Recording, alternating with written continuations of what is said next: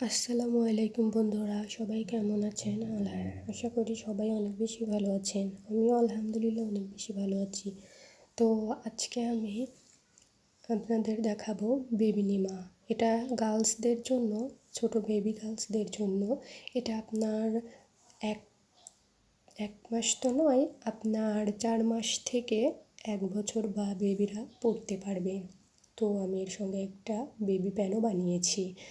তো আমি এটা টুকরো কাপড় দিয়ে বানিয়েছি।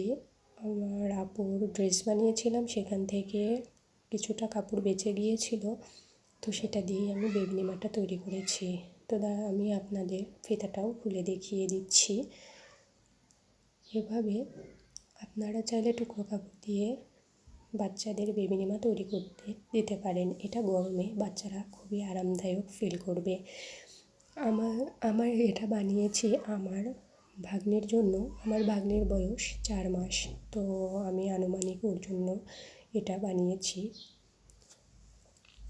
তো এটা আমার প্রথম ভাগ্নের জন্য বেবিনিমা তৈরি নয়, এর আগেও আমি আরেকটি বেবিনিমা তৈরি করেছিলাম।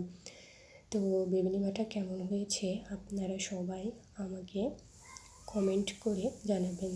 আল্লাহ হাফেজ।